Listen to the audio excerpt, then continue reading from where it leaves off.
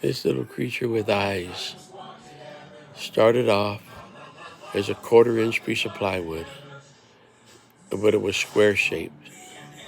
And I had some scrap pieces of other sizes.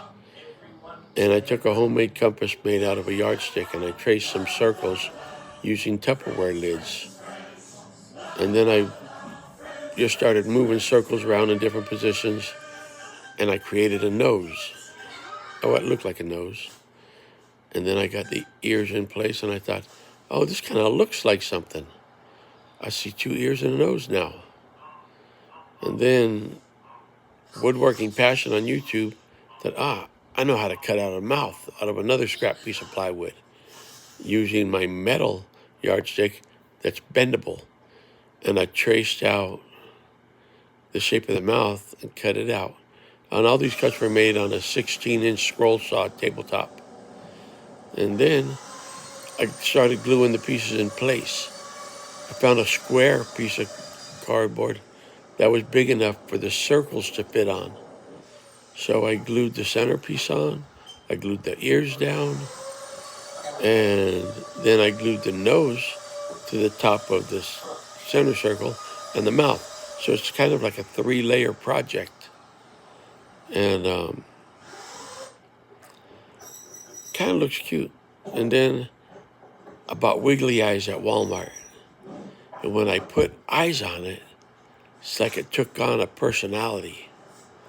It's pretty cool. Looking at this thing, it looks like it's looking back at me. And then one of my daughter's friends over in England asked if I would make her a cat clock and she would pay me for it.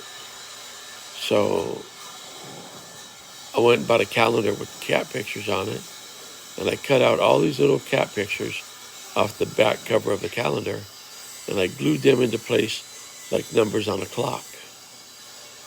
And you can see how it's looking. So my next thing to do, because I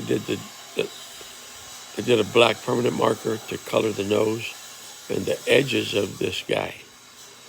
So I'm going to give him a name at some point. But the only thing left to do is to put a polyurethane coat on it to seal the wood. And then I'm going to resin coat it. And the polyurethane is supposed to prevent bubbles, micro bubbles, from forming in the resin. And then I'm going to put a quartz clock movement piece there and put some hands on it. And I'm still going to use some gold numbers around the edges. And